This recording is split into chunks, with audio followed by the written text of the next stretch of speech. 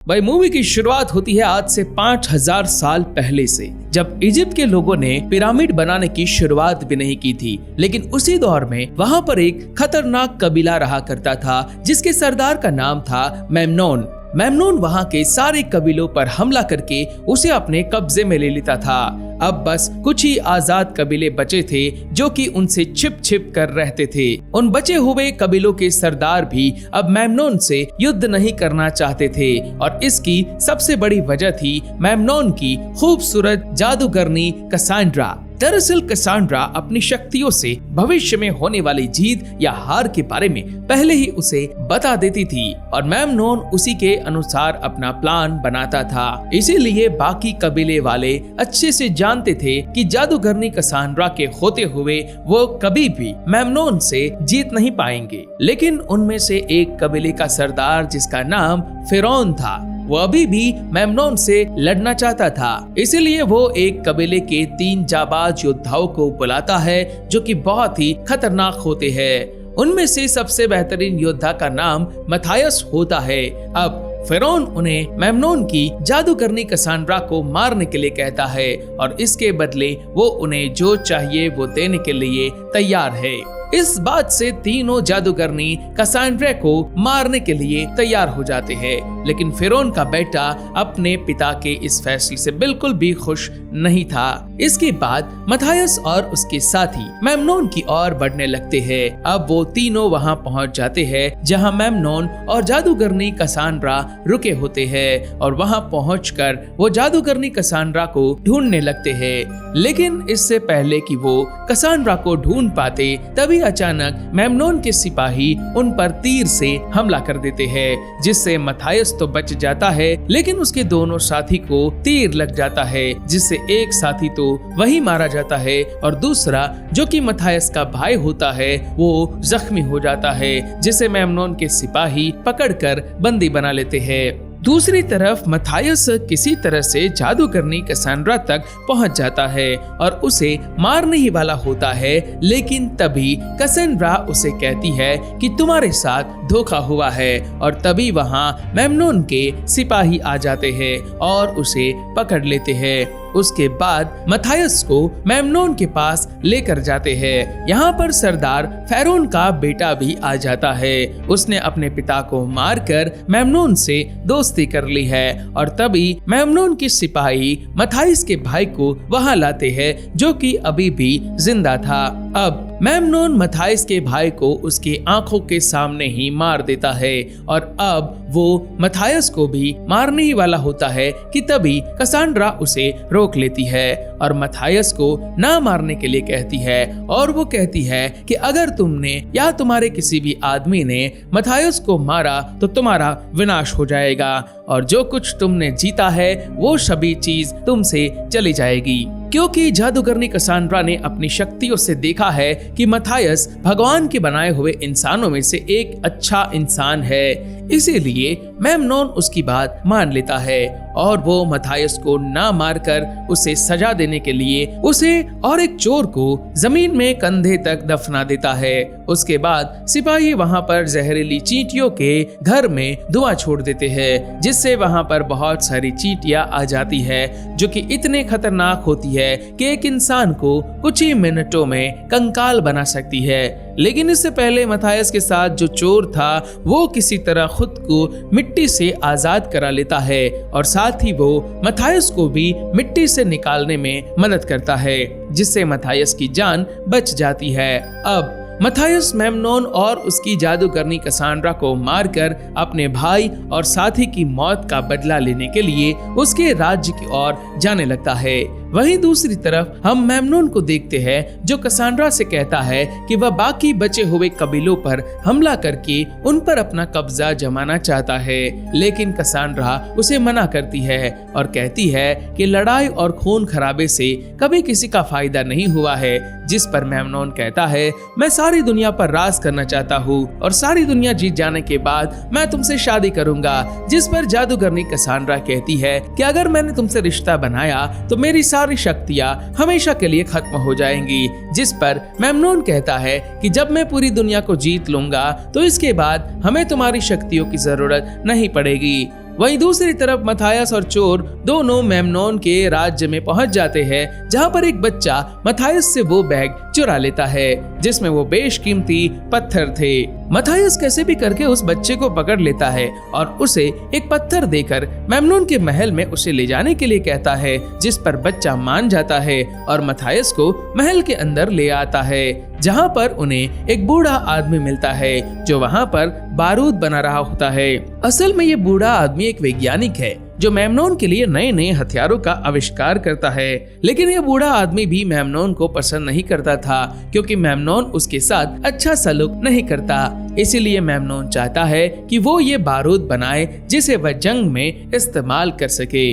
अब मथायस उस बूढ़े आदमी पर तलवार रखकर उसे पूछता है कि मेमनोन इस वक्त कहाँ मिलेगा, तो वो बूढ़ा आदमी बताता है कि मेमनोन इस वक्त तलवारबाजी का अभ्यास कर रहा होगा। जिसके बाद वह बच्चा मथायस को उस जगह लेकर जाता है जहां मेमनोन अभ्यास कर रहा था। मथायस ऊपर चढ़ने से पहले उस बच्चे को एक कीमती पत्थर दे देता है। इसके बाद मथायस ऊपर चढ़ जाता है और मेमनोन को मारने के लिए जैसे ही वो उस पर निशाना लगाता है, तभी मेमनोन के सिपाही उस बच्चे को उसके दिए हुए कीमती पत्थर के साथ पकड़कर मेमनोन के पास ले आते हैं। क्योंकि उन्हें लग रहा था कि इसने इस पत्थर को चुराया है, तो मेमनोन अपने सिपाही को उस बच्चे का हाथ काटने का ऑर्डर देता है, क्योंकि इजिप्ट में चोरी की यही सजा है। इसीलिए मथायस ना चाहते हुए भी अपना निशाना उस बच्चे को बचाने के लिए उसके सिपाही पर लगाता है, जिससे मेमनोन के सिपाही मथायस को देख लेते हैं और उस पर तीर चलाने लगते हैं। लेकिन मथायस वहां से भाग जाता है और फिर वह भागते हुए एक कमरे में चला जाता है जहां पर जादूगरनी कैसेंड्रा नहा रही होती है। तो मथायस जादूगरनी को किडनैप करके अपने साथ मेमनोन के महल से बाहर ले आता है, क्योंकि मथायस जानता था कि मेमनोन उसे बचाने के लिए महल से बाहर जरूर आएगा। इसके बाद मथायस जादूगरनी को लेकर मुर्दों की घाटी की तरफ चल पड़ता है। रात होते ही वो तीनों आराम करने के लिए एक जगह सो जाते हैं और तभी जादूगरनी वहां से भागने की कोशिश करती है, पर मथायस उसे देख लेता है, जिससे वो उसे पकड़कर पूछता है कि क्या तुम भागकर मेमनोन के पास जाना चाहती हो। तो जादूगरनी कहती है कि नहीं, मैं उसके पास कभी नहीं जाऊंगी क्योंकि उसने मुझे बचपन से बंदी बनाकर रखा है। तो अब मथायस उससे पूछता है कि आखिर उस रात तुमने मेरी मदद क्यों की थी, जिस पर जादूगरनी कहती है कि मैंने अपने भविष्यवाणी में देख लिया था कि तुम मुझे मेमनोन के महल से छुड़ा लोगे। ये सुनकर मथायस जादूगरनी को कहता है कि तुम अगर यहाँ से जाना चाहो तो जा सकती हो, लेकिन बाहर की दुनिया मुझसे भी ज्यादा खतरनाक है। इसलिए जादूगरनी फैसला करती है कि वह अब मथायस के साथ ही रुकेगी। फिर अगले दिन वो तीनों अपने सफर में आगे बढ़ने लगते हैं, पर तभी मथायस देखता है कि मेमनोन ने अपने कुछ सिपाहियों को उन्हें मारने के लिए भेजा है। ये देखकर मथायस अकेले ही उनसे लड़ने के लिए चल पड़ता है। दरअसल मथायस को मालूम होता है कि रेगिस्तान में बहुत ही जल्द तूफान आने वाला है, इसीलिए वह अपनी आंखों में एक पट्टी बांध लेता है ताकि रेतीले तूफान से अपनी आंखों को बचा सके। और जैसे ही मथायस उन सिपाहियों के करीब पहुंचता है, तभी उसके पीछे से एक बहुत बड़ा रेतीला तूफान आ जाता है, जिससे मेमनोन के सिपाहियों को कुछ भी नहीं दिखता। और इसका फायदा उठाकर मथायस एक एक करके मेमनोन के सभी सिपाहियों को मारने लगता है। लेकिन तभी मेमनोन के कमांडर को एक गुफा नजर आती है, तो वह जल्दी से अपने बचे हुए सिपाहियों को लेकर उस गुफा के अंदर चला जाता है। फिर मथायस भी उनके पीछे उस गुफा में चला जाता है और फिर अंदर आने के बाद मथायस एक एक करके उन बचे हुए सिपाहियों को मार देता है। ये सब देखकर मेमनोन का कमांडर डर के मारे अपनी जान बचाकर उस गुफा से बाहर निकल आता है। मथायस उसे मार देता है, लेकिन वो मरने से पहले एक तीर मथायस को मार देता है, जो तीर मेमनोन ने उसे दिया होता है, जिसमें स्कॉर्पियन का जहर लगा हुआ था, जिससे मथायस के पूरे शरीर में जहर फैल जाता है और वो वहीं पर बेहोश हो जाता है। अब रात को वह मरने के कगार पर होता है, पर जादूगरनी कैसेंड्रा अपनी जादू से उस कहर को बाहर निकाल देती है और इस तरह मथायस की जान बच जाती है। अगले सुबह जब मथायस उठता है तो उसे मेमनोन के सिपाही के पास एक पक्षी मिलता है, तो वह उस पक्षी के जरिए मेमनोन को संदेश भेजता है कि उसके सारे सिपाही मारे गए हैं। मगर मेमनोन सबसे झूठ बोलता है कि मथायस मर गया है ताकि जंग से पहले उसके सिपाहियों का हौसला न टूटे। पर उसके सिपाही उसके बार बार कसांड्रा के बारे में पूछने लगे, जिस पर मेमनोन उनसे झूठ बोलता है कि कसांड्रा महल पर ही है और उसकी तबीयत ठीक नहीं है, क्योंकि वो नहीं चाहता है कि कसांड्रा की वजह से उसके सिपाहियों का हौसला जो हमेशा से बुलंद रहा है वो टूट न जाए। वही दूसरी तरफ मथायस, कसेंड्रा और वो जो चोर जो रेगिस्तान में पानी की तलाश में इधर उधर भटक रहे होते हैं, तभी वहां पर एक ब्लास्ट होता है और वो देखते हैं कि ये वही बूढ़ा आदमी होता है जो महल में मेमनोन के लिए बारूद बना रहा था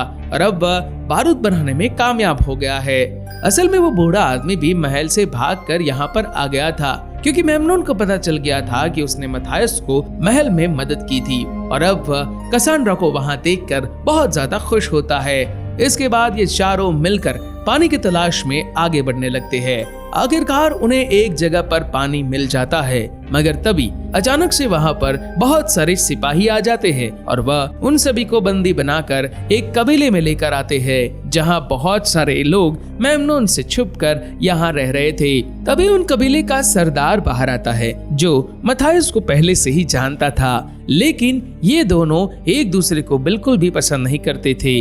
अब कबीले का सरदार उन सबको मारना चाहता है, लेकिन तभी वहां उस कबीले की रानी आकर उसे ऐसा ना करने के लिए कहती है, पर कबीले का सरदार नहीं मानता और अपने सिपाहियों से कहता है कि जादूगरनी कसांड्रा को मेरे पास लेकर आओ। तो मथायस कहता है कि जो भी जादूगरनी कसांड्रा के पास आएगा उसे पहले मुझसे लड़ना होगा, जिससे कबीले के सरदार को गुस्सा आ जाता है और वह मथायस से लड़ने के लिए आगे आता है। अब मथायस और कबीले के सरदार के बीच लड़ाई शुरू हो जाती है, जहां कबीले का सरदार मथायस पर भारी पड़ रहा था, लेकिन उसके इतने ताकतवर होने के बाद भी आखिरकार मथायस उसे हरा देता है और उससे कहता है कि हम दोनों का दुश्मन एक ही है और वो है मेमनोन, इसीलिए हमें मिलकर उसके खिलाफ लड़ना चाहिए, ना कि आपस में। तो कबीले का सरदार उससे पूछता है कि आखिर उसकी इतनी बड़ी फौज का सामना कौन करेगा, जिस पर मथायस कहता है कि हम सब मिलकर करेंगे।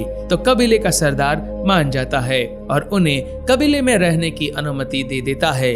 अब रात होती है और कसेंड्रा के पास एक छोटी बच्ची आती है। तभी उसे एक विजन आता है जिसमें वह देखती है कि मेमनोन ने उस कबीले पर हमला कर दिया है और पूरे कबीले में तबाही मचा दी है, जिसमें बहुत सारे मासूम लोग भी मारे गए हैं। इसीलिए वह परेशान होकर मथायस के पास जाती है और उसे अपनी विजन के बारे में सब कुछ बता देती है, जिस पर मथायस उससे कहता है कि मेमनोन की मौत मेरे हाथों होगी। तभी कसांड्रा को फिर से विजन आता है और इस बार वह देखती है कि मथायस को एक तीर आकर लगता है, जिससे वह जख्मी हो जाता है और अपनी जिंदगी की आखिरी सांसें ले रहा है। फिर कसांड्रा होश में आने के बाद मथायस से कहती है, अगर तुम उसके सामने आओगे तो मारे जाओगे और यही तुम्हारी तकदीर में है, जिस पर मथायस कहता है, मैं अपनी तकदीर खुद लिखूंगा। फिर वो दोनों धीरे धीरे एक दूसरे के बहुत करीब आ जाते हैं और जैसा कि कसांड्रा ने पहले कहा था कि अगर वह किसी के भी करीब आएगी तो उसकी सारी शक्तियां चली जाएंगी, इसीलिए अब उसकी सारी शक्तियां चली गई है। और अब रात को ही कसांड्रा वहां से मथायस का ऊंट लेकर मेमनोन की महल की ओर निकल जाती है, क्योंकि वो ये नहीं चाहती कि उसकी वजह से कबीले के मासूम लोगों की जान जाए। अब अगली सुबह जब मथायस उसे ये मालूम होता है कि जादूगरनी कसांड्रा वापस महल चली गई है, तो वह उसे बचाने के लिए अकेला ही महल की तरफ जाने लगता है, क्योंकि वह ये नहीं चाहता कि कसांड्रा फिर से मेमनोन की कैदी बन जाए। मगर कबीले का सरदार उसे अकेले जाने नहीं देता और कहता है, हम भी तुम्हारे साथ जाएंगे। वही दूसरी तरफ हम मेमनोन को महल में देखते हैं, जहां सब लोग आनंद कर रहे हैं और वही मेमनोन के सिपाही बार बार उससे जादूगरनी कसांड्रा के बारे में पूछ रहे होते हैं, क्योंकि अगले दिन उन्हें युद्ध में जाना है। पर मेमनोन के पास इसका कोई जवाब नहीं होता और वह उनसे फिर से झूठ बोल देता है कि वह बीमार है।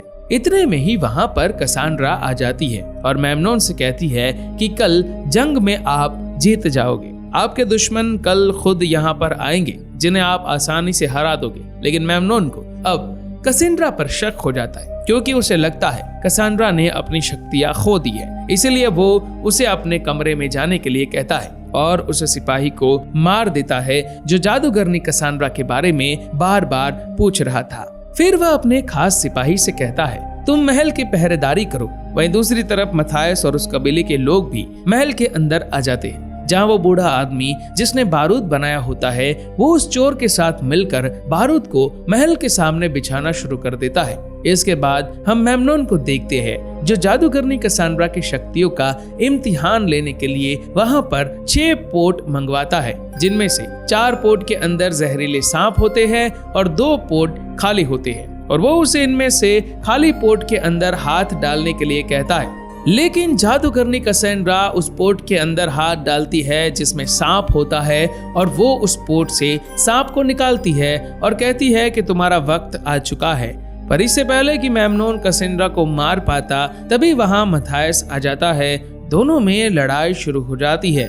वहीं दूसरी तरफ हम देखते हैं जहां कबीले का सरदार मेमनोन के सिपाही को मार रहा होता है, तभी वहां पर सरदार फिरौन का बेटा भी आ जाता है, जिसने कहानी की शुरुआत में अपने ही पिता को मारकर मेमनोन से हाथ मिला लिया था, और इसकी वजह से मथायस का भाई भी मारा गया था और अब कबीले का सरदार उसे मार देता है। दूसरी तरफ जब मथायस और मेमनोन की लड़ाई चल रही थी तभी वहां पर मेमनोन का एक सिपाही आ जाता है जो मथायस पर तीर चला देता है, लेकिन जादूगरनी कैसेंड्रा उसकी तरफ भागती है ताकि वह मथायस को बचा सके। लेकिन जब मथायस कैसेंड्रा को पकड़कर घूम आता है जिससे वह तीर उसकी पीठ पर लग जाती है, और ये वही सीन होता है जिसे कैसेंड्रा ने अपने सपने में देखा था। तभी वो सिपाही अपनी तलवार लेकर मथायस की तरफ बढ़ता है, लेकिन इससे पहले कैसेंड्रा उसे मार देती है। वही मथायस जो अब बहुत ही जख्मी होता है, तभी उसे वहां पर पड़ी हुई एक धनुष दिख जाती है जिसे वो उठा लेता है और अपने पीठ पर लगे हुए तीर को निकालकर मेमनोन की तरफ निशाना लगाता है। वही मेमनोन जो कि इस तरह के तीर को रोकने में माहिर होता है, लेकिन इस बार तीर इतना ज्यादा तेज होता है जिससे तीर सीधा जाकर मेमनोन के सीने में लगता है और मेमनोन महल के ऊपर से गिरकर मारा जाता है। और अब वहां सब लोग मथायस को अपना राजा मान लेते हैं।